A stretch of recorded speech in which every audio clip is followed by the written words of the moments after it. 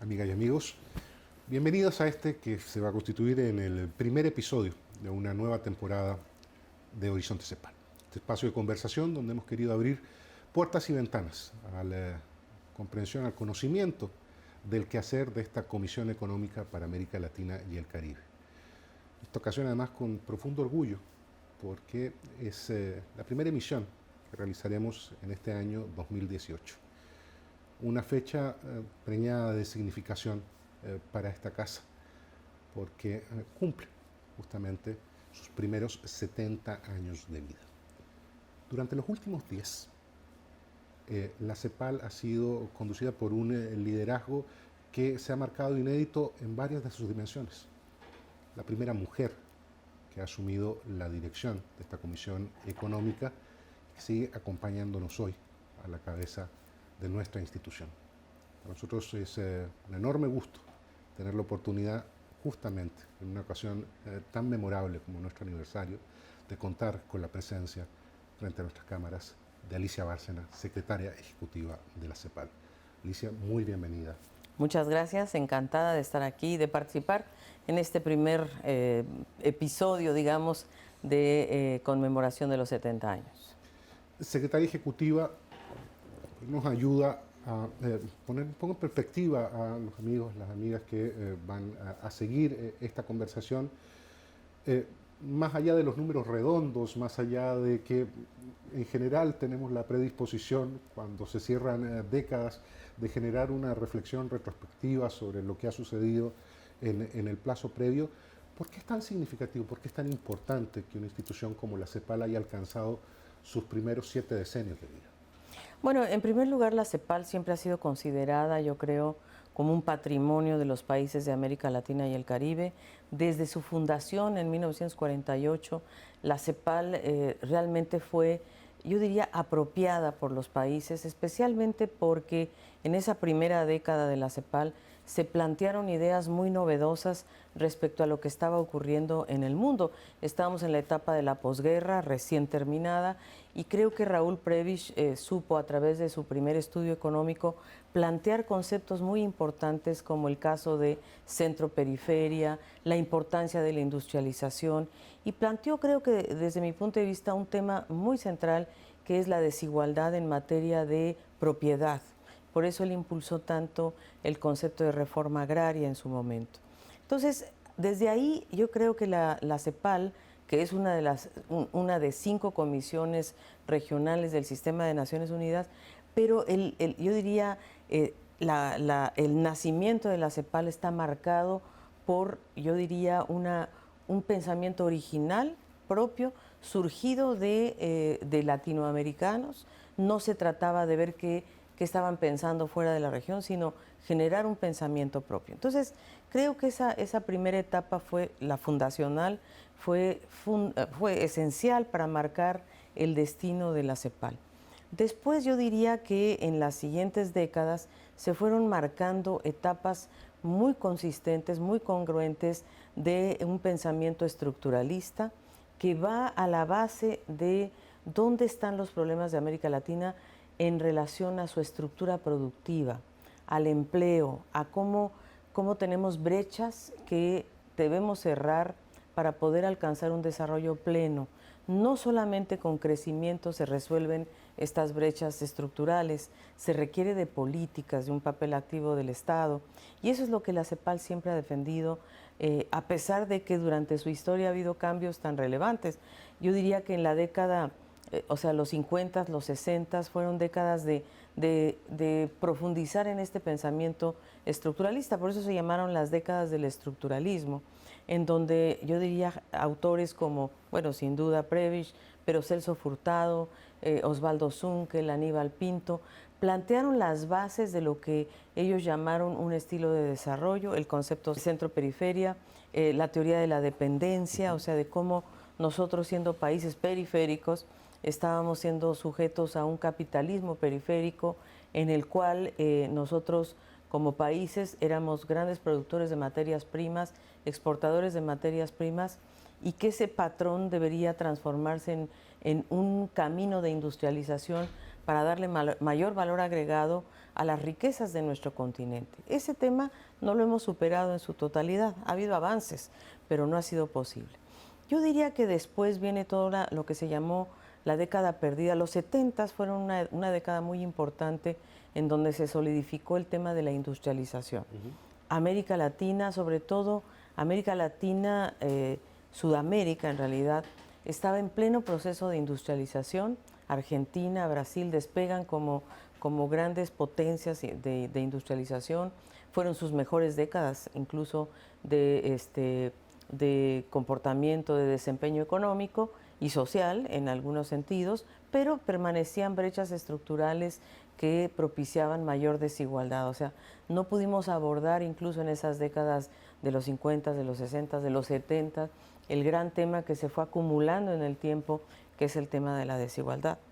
Y por último yo diría que, bueno, en ese momento, la década perdida de los 80, que fue donde los países caen en un tremendo problema de deuda externa, de inflación, de hiperinflación, etcétera, donde en cierta medida pues se pone de manifiesto lo que Williamson produce y que se denomina el consenso de Washington, y que de alguna manera nuestra región tiene que asumirlo porque tiene que salir de la tremenda deuda externa, tiene que superar los procesos inflacionarios y aplicar medidas de ajuste promovidas por el Fondo Monetario y el Banco Mundial, que propiciadas justamente por este alto endeudamiento, por no haber transformado la estructura productiva y quizá no haber hecho esos deberes que la región debió haber planteado con mayor. Y claro, también los acreedores, aprovechando que la región vivía en un buen momento de materias primas, pues también tomaron la delantera en propiciar mayor endeudamiento. Había dinero barato, digamos, y eso propició que la región se endeudara con mucho peso. Esa década, la de los 80s, y yo diría en parte la de los 90s, pero la de los 80s se llamó, yo diría que tiene un denominador que es la década de la resistencia. En ese momento estaba en la CEPAL Enrique Iglesias, y la década de la resistencia porque fue donde había en el continente, sobre todo en Sudamérica nuevamente, dictaduras militares que no necesariamente coincidían con lo que la CEPAL estaba planteando. La CEPAL entonces tuvo ese periodo de resistencia y también resistencia a adoptar, diríamos, literalmente todos los principios del consenso de Washington. Fue una década muy difícil en todos los planos, en el plano político, económico, social, hubo grandes retrocesos sociales también. Se perdió por eso se llama la década perdida, porque en verdad se perdió el ingreso familiar.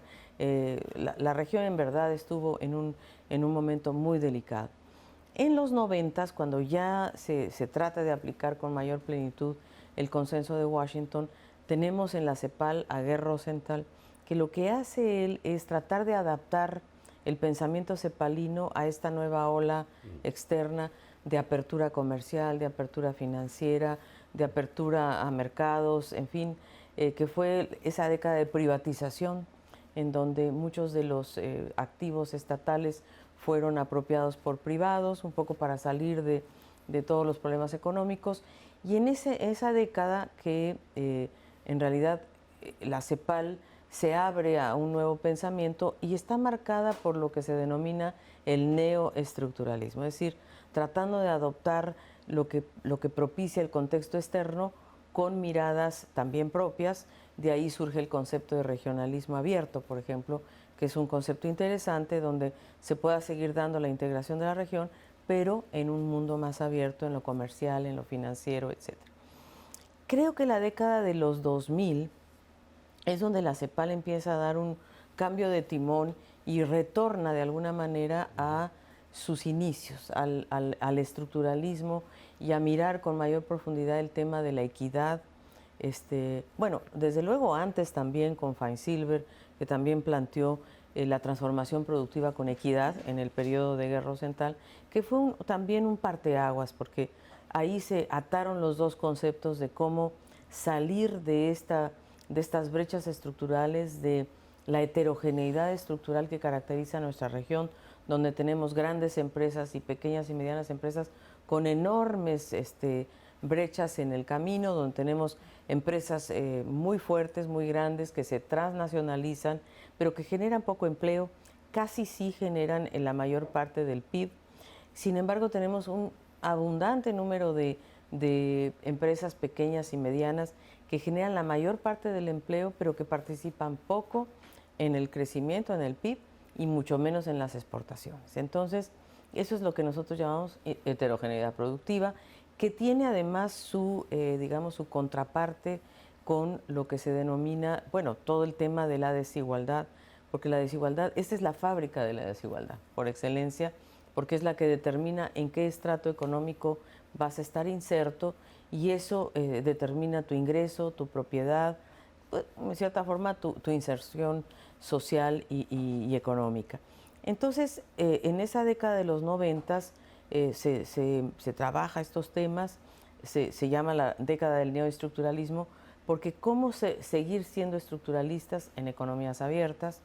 Y yo diría que ya en la década del 2000 empieza a tomar fuerza, por supuesto, el tema de la globalización, que con la caída del muro de Berlín se hace esta nueva ola de globalización, que nosotros creemos que la verdadera globalización de la tercera ola, digamos, inicia con la caída del muro de Berlín, en donde caen muchos paradigmas a nivel internacional, y la CEPAL no es ajena a ello. Y ahí comienza una producción muy abundante de pensamiento sobre la globalización y su impacto en América Latina. Bueno, debo decir y detenerme un poco, porque el Caribe se incorpora a la Comisión en los 70s, y eso le da una gran riqueza a la CEPAL, porque ya no solamente es Comisión Económica para América Latina, sino América Latina y el Caribe. Y el Caribe trae toda una nueva dimensión de pensamiento desde su óptica de insularidad, de los problemas que tienen los países, los pequeños estados insulares, que empieza a tener también un fuerte impacto en el pensamiento de la CEPAL, porque no solamente es mirar a las grandes economías de Sudamérica o México o Colombia, sino también mirar a las pequeñas economías, a los estados insulares y también a los estados que no tienen acceso al mar, los que están de alguna manera sin ese acceso, lo que también les da límites a su desarrollo. Entonces, la CEPAL tiene en los 2000 un avance importante, es donde se pone de manifiesto con fuerza el tema de la equidad, desarrollo y ciudadanía, entendiendo a la equidad como un acceso a las oportunidades, con un poco una visión de meritocracia, siempre, claro, orientados a mejorar la distribución del ingreso, pero sí, como con una cierta óptica individual de dónde está el individuo inserto, qué tipo de oportunidades le hacen falta para poder integrarse mejor se deslizan algunos conceptos en aquella época de derechos, y eso para nosotros es yo diría, el hilo que nos permite construir ya en la última década de estos 70 años, claro que he hecho un repaso demasiado rápido, pero bueno, en estos 70 años yo lo calificaría de la siguiente manera. La CEPAL es una institución que tiene continuidad prácticamente, continuidad y cambio en sus diferentes décadas de pensamiento. En algunos momentos ha tenido que cambiar en alguna forma la orientación de su pensamiento para abrirse más, por ejemplo, a ciertas teorías más liberales. Pero creo que en la década última, en la década que me toca a mí dirigir, tomamos como centro y como horizonte la igualdad. La igualdad como un concepto asociado a derechos, a que cualquier ciudadano tiene derechos por el hecho de haber nacido. No necesariamente, y por lo tanto eso se asocia también a su ciclo de vida, a tener derechos desde el momento del nacimiento hasta el fin de su vida. Y eso significa asociarlo también a un concepto de universalidad de derechos. No quiere decir que los países todos tengan capacidad para hacerlo, pero lo que sí tenemos que tener claro que ese es el horizonte al cual debemos propiciar llegar. Equidad se diferencia del concepto de equidad justamente porque equidad es acceso a oportunidades de acuerdo a cómo te vaya permitiendo tu estrato socioeconómico o social, sí, incluso territorial, digamos. Nosotros asumimos que no, que cualquier ciudadano, independientemente del lugar donde nace, tiene derechos, son universales y lo deben acompañar durante todo el ciclo de vida. Y eso tiene que ser medido en resultados. No basta con solo decir queremos mayor equidad, sino también tenemos que medir los logros y cómo hemos podido cerrar esa brecha, porque de eso se trata, entre los que más tienen, los que más acceso tienen, los que más propiedad tienen, los que más riqueza tienen y los que menos tienen. Y tiene que ser un compromiso social y político. Entonces nosotros afirmamos en esta década que la igualdad es el horizonte, el camino es el cambio estructural progresivo, que eso quiere decir que tenemos que cambiar a profundidad nuestras estructuras productivas con innovación tecnológica, con progreso técnico, con mayor conocimiento y desde luego con sostenibilidad ambiental. Estamos en un cambio de época en ese sentido porque el cambio climático ha irrumpido como una de las grandes transformaciones globales que nos ha hecho conscientes de que si no hacemos algo hoy, vamos a tener graves consecuencias muy pronto, mucho más pronto de lo que esperábamos. Hay un calentamiento global importante que está llevando a afectar seriamente sectores tan importantes como la agricultura, como las ciudades, como el transporte. Y yo diría, en general, la vida de los ciudadanos se va a ver altamente afectada por este cambio climático y especialmente los pequeños estados insulares, que son los más afectados por el tema de desastres naturales. Este es el nuevo componente de esta década. Yo diría que son, primero, la noción de igualdad asociada a derechos, segundo, la noción de un cambio estructural progresivo con innovación tecnológica de acuerdo con la cuarta revolución industrial, porque estamos viviendo también una tremenda velocidad en el cambio tecnológico actual, tanto en la economía digital como en la genética, como en la neurología. Y esa cuarta revolución industrial tenemos que absorberla en nuestra estructura productiva, lo que puede poner en serio riesgo, por ejemplo, los empleos tradicionales. Entonces tenemos que actuar rápidamente para que ese cambio estructural no conlleve progresivo, conlleve, yo diría, a dos resultados muy importantes. Uno, que sea hecho con sostenibilidad ambiental, porque la humanidad no resiste seguir haciendo la infraestructura como la seguimos haciendo o seguir los modos de producción y consumo de la misma manera. Hay un cambio en el estilo de desarrollo. Y tercero, cómo cautelamos el empleo con derechos para que ese siga siendo la llave maestra el logro de igualdad. Y creo que hemos adicionado otro eje que la CEPAL ha logrado consolidar en años recientes, que es el tema geoespacial. ¿Cómo incluimos el tema territorial en esta mirada? Secretaria Ejecutiva, recordaba usted a nuestros auditores, el 2008 asume en su cargo. El 2010 cristaliza esta mirada estratégica que va a determinar el perfil de esta década de la CEPAL a través de un documento de posición, se titula La Hora de la Igualdad.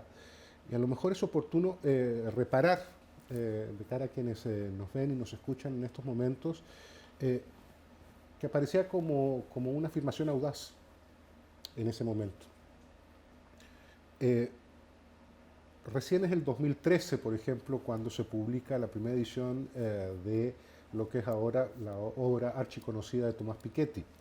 Y en los años que han seguido a esa publicación se han incorporado al debate sobre la desigualdad numerosas voces en los países centrales. Mucho antes de eso, la CEPAL ya había tratado de poner en el mainstream de la discusión sobre el desarrollo de nuestra región y del mundo el tema de la desigualdad. No habían estos antecedentes, no existía este territorio abonado en el espacio del debate público ni en la región ni en el mundo sobre los temas de desigualdad. ¿Cuál fue el impulso original que, al menos en la reflexión suya como secretaria ejecutiva, motivaron a decidir que ese iba a ser sello, orientación del quehacer de esta casa durante los años que venían? Bueno, hubo varias motivaciones. Yo creo que algunas de ellas proceden de los propios países, porque nosotros somos una organización intergubernamental y lo que nos toca es leer las tendencias de los países en materia económica, social, ambiental, poblacional, etcétera, para ver qué está pasando a nivel países. Yo creo que algo que influyó mucho en nuestro pensamiento fue Brasil, porque Brasil adoptó políticas simultáneas en dos direcciones. Una, en lograr a través del programa de Hambre Cero la incorporación de ciudadanos más pobres de su país con transferencias condicionadas, dándoles ingreso adicional, de hecho. Y los hizo entonces, los logró incluir en el marco económico. Y la segunda fue propiciar una política de consumo masivo, es decir, de industrialización, de propiciar que las empresas brasileñas produjeran aquellos bienes y servicios que justamente este sector pobre iba a requerir. Línea blanca, enseres del hogar. O sea, una vez que una familia tiene más ingreso, lo que va a adquirir son justamente los bienes básicos. Esa experiencia de Brasil fue para nosotros realmente un eje orientador muy importante, porque nos llevó a la conclusión de que no es posible solo crecer para igualar, como si fuera un resultado del crecimiento solamente. Lo es, no cabe duda, crecer es fundamental, pero también igualar para crecer. Es decir, que una sociedad más igualitaria tiene más posibilidades de crecer sostenidamente, es decir, un crecimiento auténtico, un crecimiento de fondo, un crecimiento de mayor plazo. Y la demostración plena de esta aseveración la tenemos en los países nórdicos, que son los que tienen mayor igualdad y a la vez mayores niveles de crecimiento y de innovación. Porque una vez que una sociedad tiene mayores garantías sociales, tiene también mayor capacidad de innovación, mayor capacidad de emancipación. Entonces, a nosotros nos inspiró la realidad brasileña, nos inspiró la realidad argentina, coincidió con un cambio político muy fuerte en Ecuador y en Bolivia, donde también hubo cambios de política pública que nos hicieron ver que es posible alcanzar mayores niveles de igualdad con un proyecto de país de mediano y largo plazo. Creo que eso fue el eje inspirador inicial. De ahí vimos otras realidades. Yo diría, por ejemplo, México es una realidad donde ha habido cambio estructural productivo importante, de acuerdo al TLC, al Tratado de Libre Comercio, 20 años del tratado, casi 24 ahora, muy importantes para transformar su estructura productiva, pero sin igualdad, es decir, sin haber tenido la capacidad de distribuir los beneficios de ese cambio estructural a la población en plenitud. Y esa es la tarea pendiente. Entonces, nuestra propuesta de la hora de la igualdad es la convicción de que solo con igualdad es posible crecer sostenidamente, es posible lograr un desarrollo, porque es la única manera de que toda la sociedad participe. Y eso nos ha llevado también a entender que la desigualdad, digamos, está asociada a otro concepto muy complicado, que es la cultura del privilegio. La cultura del privilegio en América Latina y el Caribe surge desde la colonia, donde se ve natural que haya clases sociales, que haya distintos estratos, que en cierta medida la cultura del privilegio naturaliza la desigualdad.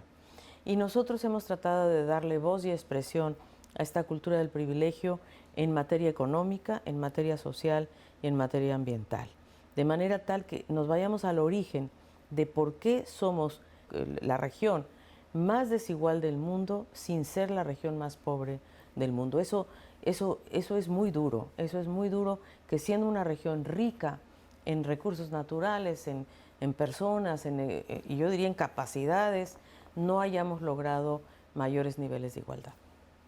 Secretaria Ejecutiva, Sucede además que conforme han transitado los años, se ha profundizado la reflexión de la CEPAL sobre las diferentes dimensiones de la desigualdad, cómo se conectan unas con otras, se avanza y se profundiza en la construcción del dispositivo teórico para entenderlo.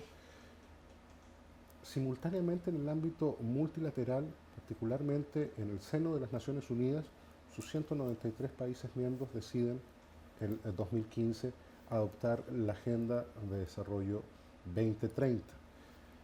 Y podría parecer como una feliz coincidencia, pero parece también da cuenta de la acumulación de miradas, argumentos y datos que fundaban la necesidad, ya no solamente para la región, sino para el mundo, de cambiar el paradigma de desarrollo que parece insostenible, sustentable, social, económica y ambientalmente.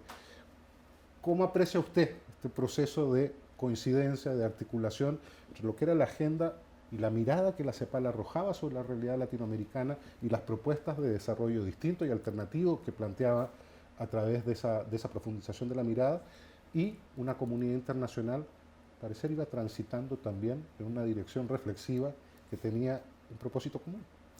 Bueno, yo creo que hay que decir algo. Nosotros en la CEPAL cada 2 años celebramos un periodo de sesiones y siempre preparamos lo que se llama un documento de posición para cada evento. Entonces, el del 2010, que fue en Brasil precisamente, que se denominó la Hora de la Igualdad. En 2012 hicimos el cambio estructural para la igualdad para darle justamente ese sustento teórico al tema del cambio estructural progresivo. ¿Qué significa? Lo desagregamos en sectores, en entender cómo se da este cambio estructural progresivo con políticas macroeconómicas dirigidas al desarrollo, con políticas microeconómicas activas, por ejemplo, políticas industriales activas en ciertos sectores, con jugarse por la innovación tecnológica, la digital, por ejemplo. En fin, pusimos sobre la mesa lo que significa la revolución tecnológica, en ese entonces muy dominada por la parte digital fundamentalmente. También pusimos sobre la mesa lo ambiental, un poco más tímidamente, pero ya estaba ahí, y desde luego la parte macro y la parte micro.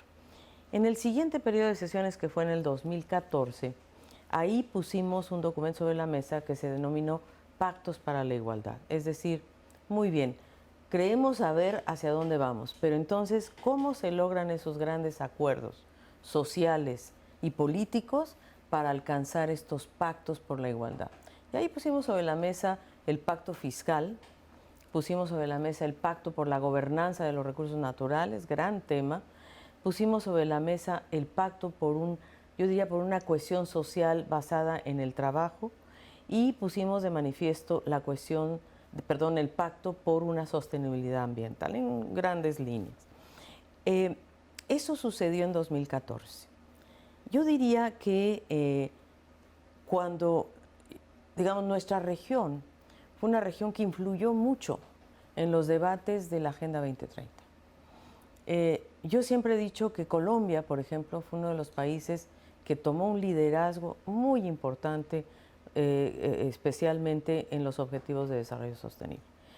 Partida de nacimiento, ha dicho en alguna oportunidad el presidente Santos, de los Objetivos de Desarrollo Sostenible, y sin duda creo que Colombia fue uno de los países más fuertes en esta materia. Pero todos nuestros países, México también, fue muy fuerte en esta discusión, en este debate. Todos los países de América Latina y el Caribe pusieron su granito de arena en la Agenda 2030, que se adoptó en 2015, especialmente en aquel objetivo que tiene que ver con la igualdad.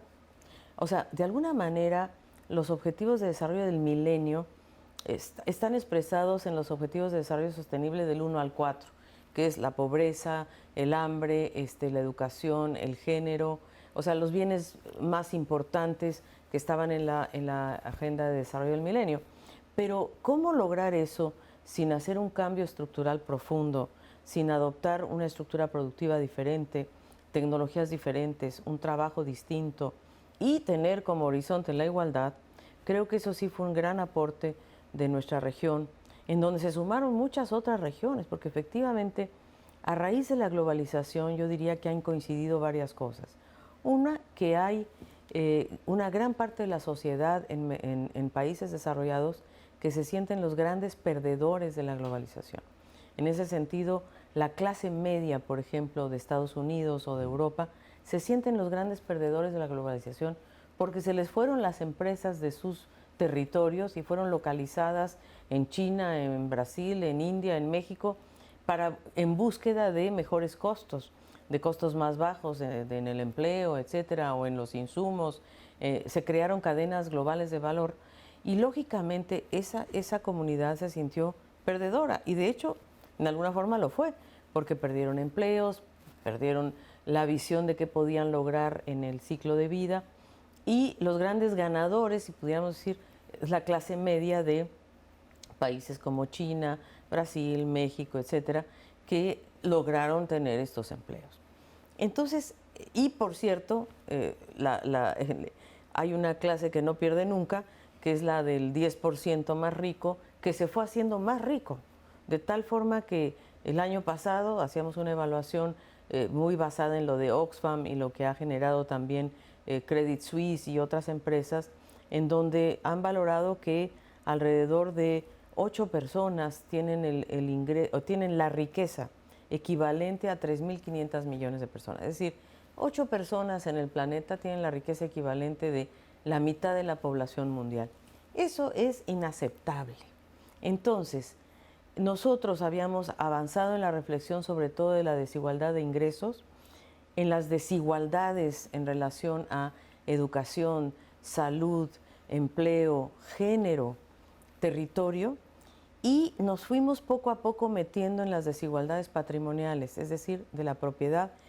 Y esto yo creo que lo desata con mayor fuerza Piketty, porque Piketty se refiere fundamentalmente a la desigualdad histórica, generacional, heredada de que el patrimonio está concentrado en familias, en pocas manos, que se va heredando y que además el único impuesto que no hemos logrado llevar adelante en América Latina y el Caribe es el impuesto al patrimonio, con excepción de Colombia, que hizo yo diría una excepción muy interesante para que ese impuesto sobre la propiedad fuera usado para fines de seguridad ciudadana, lo cual fue un piloto muy interesante. Pero el resto de la región ha hecho más énfasis en ingresos, en impuestos a ingresos o impuestos al valor agregado, y no se ha metido tanto en el ingreso al patrimonio o a la propiedad. Entonces, ese es un debate futuro, eso es un debate pendiente. Entonces,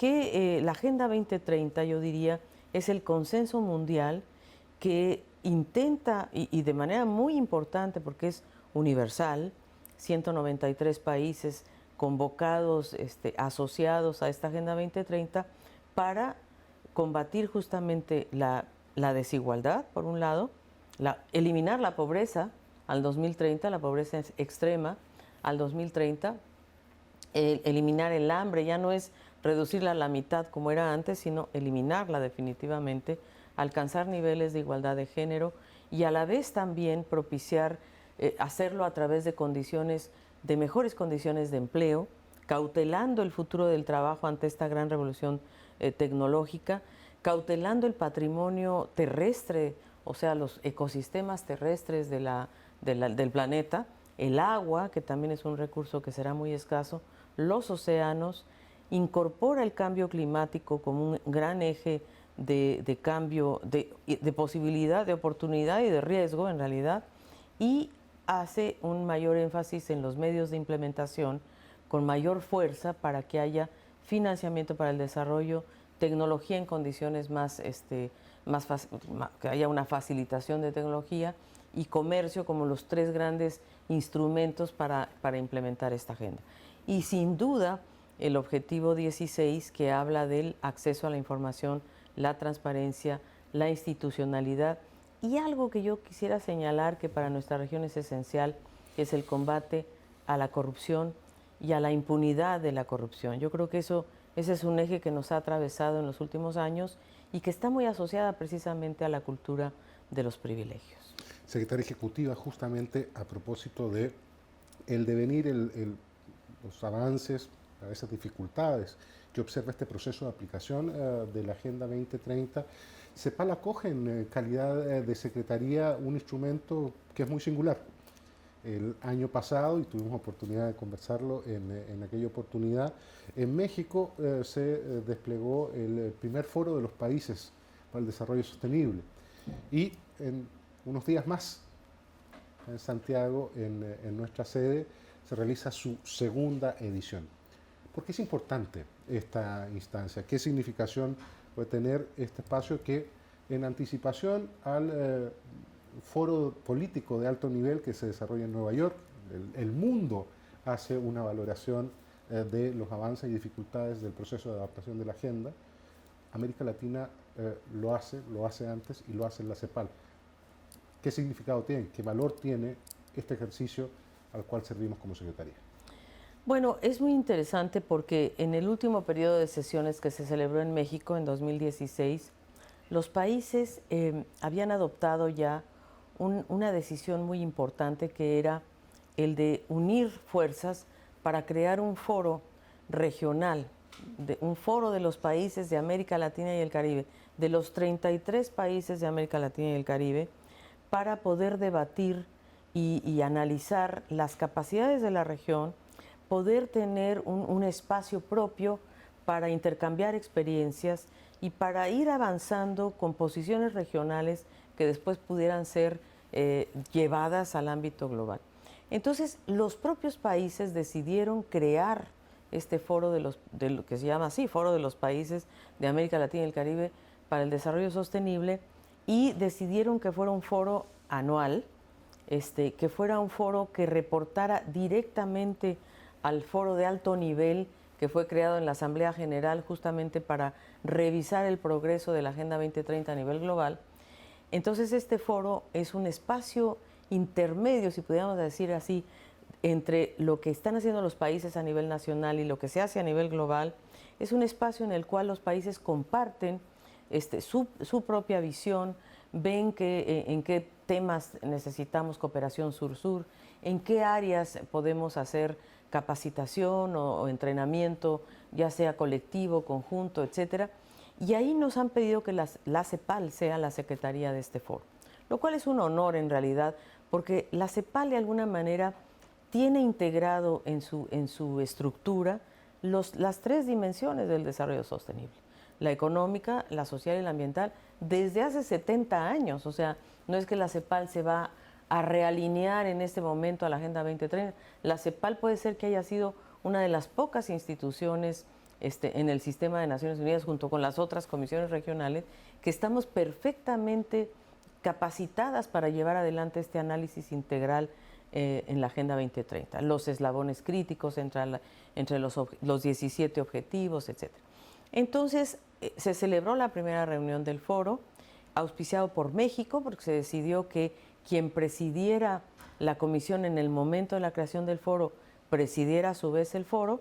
Entonces, México obtuvo la presidencia de la CEPAL en 2016, que le entrega ahora en 2018 en La Habana, Cuba, y esos 2 años entonces le tocó a México presidir el foro. El año pasado se hizo en México, y este año, en decisión conjunta, se tomó el camino de hacerlo acá en Santiago, en la sede de la CEPAL, que es la primera vez también que hacemos un evento de esta magnitud en la sede de la CEPAL. Vamos a tener aquí, bueno, el primer foro nos dio como, y los países nos pidieron que en cada ocasión presentáramos un documento de progreso, de cuánto ha avanzado la región en el alcance, en el avance del cumplimiento de la Agenda 2030. El primer documento fue una especie de línea de base, dónde estaban los países, cómo se habían organizado institucionalmente. Presentamos un mapa comparado de qué ha hecho cada país en materia institucional. Algunos han generado consejos, otros asociados a la presidencia, en otros casos ha sido adoptado por los ministerios de planificación, en otros casos por los ministerios sociales. Entonces hicimos ese análisis comparado. En segundo lugar, vimos cuáles eran las capacidades de los países para monitorear estos 17 objetivos en relación a sus capacidades estadísticas y de medición, y eso lo hicimos en conjunto con la Comisión Global de Estadísticas de la sede, que definió en conjunto los 193 países 230 indicadores, y nosotros a nivel regional, a través de nuestra Conferencia de Estadísticas de las Américas, creamos justamente esa opción de poder discutir las capacidades de los países, y en ese reporte presentamos un cuadro muy específico de qué capacidades de medición tienen y quiénes miden en cada país, porque tampoco son solo los institutos de estadística, también son los bancos centrales, los ministerios de salud, de agricultura, de medio ambiente, en fin, que otorgan también indicadores importantes de avance en los diferentes ámbitos de la Agenda 2030. Y por último, bueno, presentamos el año pasado cuáles son los desafíos que se enfrentan en materia de financiamiento, de fiscalidad, de comercio, es decir, cuáles son los grandes retos que hay en un contexto externo difícil, que ya se veía difícil en 2017 y que ahora en 2018 incluso se ha complicado más, por un lado, y hay otros lados más positivos que voy a mencionar a continuación. Entonces, la idea es que el año pasado tuvimos este foro en México, muy exitoso. Este año es del 16 al 20 de abril, acá en Santiago, y lo interesante es que nuestra región, al foro de alto nivel que es en julio, va a llegar con 19 países que ya han preparado sus reportes nacionales voluntarios sobre la Agenda 2030, y en gran medida propiciado por este gran esfuerzo que se ha hecho a través del foro regional. Se incentivan los países, van, etcétera. Entonces tenemos 19 países que ya han reportado, de un total de 45, 46 a nivel mundial. O sea, nosotros nos llevamos una parte muy relevante de este reporte. Y además hemos logrado en conjunto con los países de la región que haya 3 países que van a reportar por segunda vez, que es Uruguay, México y Colombia. Y un tercer elemento es cómo se le va a dar continuidad a estos esfuerzos en cambios de gobierno que va a tener la región tan importantes. Es una región que está viviendo enormes cambios políticos, electorales. Tenemos nuevos gobiernos ya en Chile, en Costa Rica, y vienen más, ¿no? Viene México, viene Brasil, viene Colombia.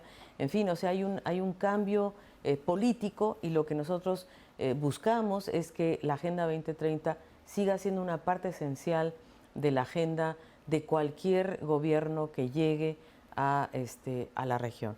Y este año vamos a tener aquí más de 500 personas que van a atender el foro, muchos participantes de la sociedad civil, prácticamente tenemos 35 eventos paralelos, estamos convocando a las agencias del sistema de Naciones Unidas a nivel regional, todas las agencias, fondos y programas. Hemos invitado a los coordinadores residentes de algunos países, los hemos invitado a todos, pero los que van a acudir son justamente los que van a reportar este próximo año, van a venir acompañando las delegaciones nacionales, y la idea es entonces tener un espacio de prácticamente una semana en donde la sociedad civil se exprese, donde el sector privado se exprese, donde otros actores se expresen, como los pueblos indígenas, los grupos afrodescendientes, las mujeres, y donde los países presenten cómo están avanzando en la Agenda 2030, y eso le hemos llamado aprendizaje entre pares, de cómo lo están enfocando, hacia dónde van, cuáles son los desafíos que observan. Y luego vamos a tener unas mesas para poder lograr la visión económica de los Objetivos de Desarrollo Sostenible que se analizan este año, que son el de agua, el de energía, el de ciudades, el de patrones de producción y consumo, el de ecosistemas terrestres y el de Alianza Global para lograr los objetivos. Entonces, presentamos 3 mesas que permiten mirar esto desde la perspectiva económica, social y ambiental.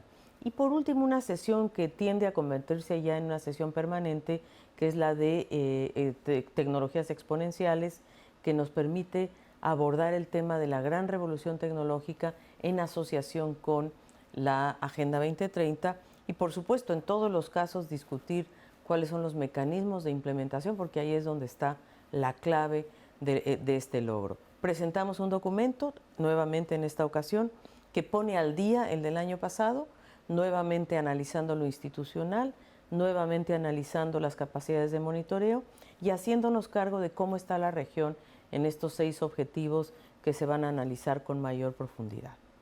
Secretaria Ejecutiva, hemos podido recorrer, una sintética pero muy profunda, lo que ha sido el balance, el trayecto de esta CEPAL durante estos primeros 70 años de su vida.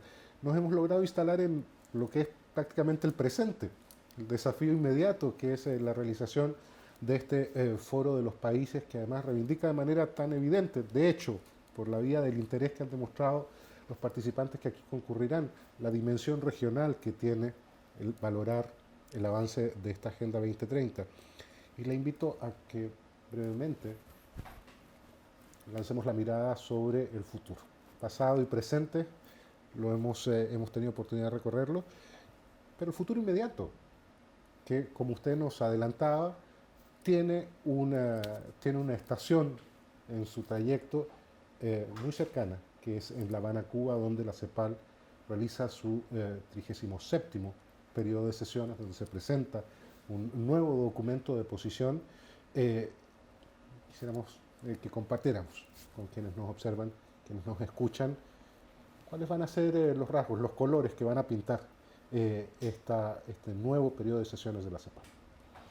Bueno, muy importante, como siempre, estamos llevando un documento de posición a esta sesión de La Habana, que se llama Las ineficiencias de la desigualdad. Es decir, seguimos en nuestro hilo conductor, en nuestra cuatrilogía de la igualdad, en donde hemos presentado la hora de la igualdad, cambio estructural para la igualdad, pactos para la igualdad, Horizonte 2030, desarrollo sostenible para la igualdad, donde nos hacemos cargo, interpelamos de alguna manera la Agenda 2030, y que va, el quinto, que va a tratar el tema de las ineficiencias de la desigualdad. Es decir, en estos tiempos en donde muchos de nuestros gobiernos están preocupados por crecer, porque tuvimos un periodo de muy bajo crecimiento, en donde en verdad es importantísimo focalizar de nuevo en cuáles van a ser los motores de crecimiento. Tuvimos repercusiones muy importantes y las estamos viviendo hoy del comercio, del proteccionismo, de lo que hoy se está perfilando como una guerra comercial, de hecho, sobre todo entre China y Estados Unidos, pero los demás países también estamos metidos en ello, porque casi todos los países se jugaron por una apertura comercial y ahora resulta que el país que nos indujo en real medida a abrirnos, ahora es el que se está cerrando, entonces esto pone una tónica muy diferente a lo que se puede hacer en el futuro. Entonces, la mirada de este documento es que seguimos insistiendo en que si la igualdad no se aborda, el crecimiento que estamos esperando y que queremos no se va a lograr. ¿Por qué? Porque en este documento nosotros hacemos muy clara hacemos un conjunto presentamos evidencia empírica de cuánto le cuesta no tener acceso a la salud, a la educación en la primera infancia, en la juventud, a nuestra población. ¿Cuáles son las repercusiones en el ciclo de vida? El de no tener estos accesos reales, profundos, universales, igualitarios, de salud, de educación y posteriormente de acceso al mercado de trabajo y de acceso también al progreso técnico. No se trata de la educación por la educación, se trata de qué tipo de educación requerimos para un futuro que va a estar inundado de tecnologías y de graves contradicciones también. La robotización, la inteligencia artificial, son cambios muy profundos que ya se están dando en los países nuestros. Digo, hoy día ya un robot soldador tiene el mismo costo o quizás incluso un poquito menos que un obrero soldador en la industria automotriz, por ejemplo. Entonces ya comienza el desplazamiento de trabajo por tecnología.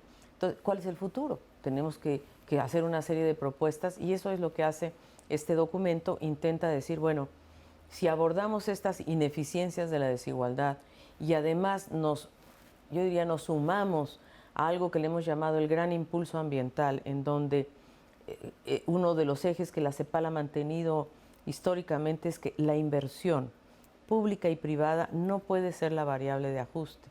Tiene que ser la variable que gobiernos y sector privado tienen que propiciar porque es el puente entre el corto y el mediano plazo, pero no cualquier tipo de inversión, sino inversiones que nos lleven a una mayor habitabilidad, a una mayor convivencia. Por ejemplo, cómo lograr inversiones más fuertes en transporte público, ¿verdad? Incluso en el país donde estamos hay un gran debate respecto si debemos ir por los ferrocarriles o por las carreteras. Y creo que ahí está la clave, es decir, ¿qué decide una sociedad? ¿Nos vamos por un transporte público o privado, pero colectivo, o nos vamos por el tradicional transporte individual que nos está llevando a un gran caos, yo diría, de habitabilidad y de convivencia? Y donde los grandes ganadores pues siguen siendo grandes empresas, ¿no? Entonces creo que esa reflexión es la que nos lleva también a pensar que hay un cambio global muy fuerte en donde aquella era de la transnacionalización de la producción se está en cierta forma revirtiendo porque las grandes empresas vuelven a relocalizarse a sus países de origen, motivados por ejemplo, una reforma fiscal en Estados Unidos que baja los impuestos corporativos o una subida de aranceles, o sea, que en el fondo mirar lo que está haciendo Estados Unidos es mirar ese gran cambio que se puede producir a nivel mundial, en donde relocalización de empresas o localización de empresas, en donde se está buscando la producción interna o se está propiciando que la producción interna sea más fuerte, la demanda interna, el mercado interno. Entonces, ¿cómo estamos preparados en la región para abordar estos desafíos?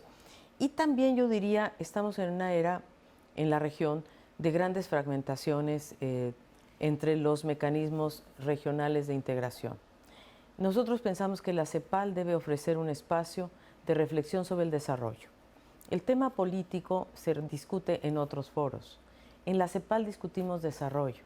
Entonces queremos convocar a los 33 países de América Latina y el Caribe, más nuestros socios extrarregionales, que son 13 socios extrarregionales, a que vengan a que conversemos sobre el desarrollo del corto, del mediano plazo, cómo nos asociamos y cómo navegamos conjuntamente con estrategias como esta convergencia entre Mercosur, Alianza del Pacífico, CARICOM, el SICA. Y por eso, en La Habana, además de discutir el documento de posición y por supuesto, dónde estamos en materia de desarrollo, vamos a tener un debate de cancilleres, aquellos que representan sobre todo estos mecanismos de integración, el SICA, el CARICOM, y estamos invitando a Argentina como cabeza del G20, por ejemplo, para que también tengamos un debate de cómo la región se inserta en estos mecanismos internacionales, porque hay tensiones en la globalización, hay que discutirlas, hay que mirar cómo podemos abordar económicamente el tema de la desigualdad, ¿verdad? Con eficiencias económicas, pero que nos conviertan en un continente más igual. ¿Cómo abordamos los desafíos del Caribe? Tenemos una sesión dedicada al Caribe porque nos parece que la región toda debe solidarizarse con los graves problemas que tiene el Caribe de endeudamiento, de resiliencia frente al cambio climático y creo que es el momento de que la región mire hacia el Caribe con este concepto de solidaridad. Y vamos a también abordar los temas de cooperación sur-sur, cooperación triangular, en el marco de un gran tema que es el desafío de los países de ingreso medio, que es la mayoría de la región. Así es de que vamos a tener, creo, una semana de debate del 8 al 11 en Cuba. El 8, por cierto, vamos a tener a su vez un seminario de conmemoración de los 70 años de la vida de la CEPAL. Y en la mañana vamos a tener, por cierto, al nuevo presidente de Cuba con nosotros. Así es que eso es un gran tema que nos parece muy relevante en esta ocasión. Creo que es un lugar en donde vamos a poder debatir precisamente las cosas que nos unen, las cosas que nos deben unir, las cosas que nos deben hacer construir un futuro común. Secretaria Ejecutiva, como siempre, un enorme gusto tener la oportunidad de escuchar de su voz, quien ha liderado durante toda esta década esta Comisión Económica para América Latina respecto justo a esta mirada que ha alcanzado en esta ocasión, en este primer capítulo de la segunda temporada de Horizonte CEPAL, nuestro pasado, nuestro presente y las orientaciones que van a ir perfilando el futuro institucional de esta casa. Muchísimas gracias. Muchas gracias a ti. A ustedes, nuestros auditores, la invitación de siempre para que sigan el quehacer de la CEPAL a través de nuestras redes sociales, nuestra página web. Estén atentos al seguimiento de toda la información que sobre el foro y sobre el periodo de sesiones vamos a estar ofreciéndoles a través de todas nuestras plataformas. Nos encontramos en una nueva oportunidad.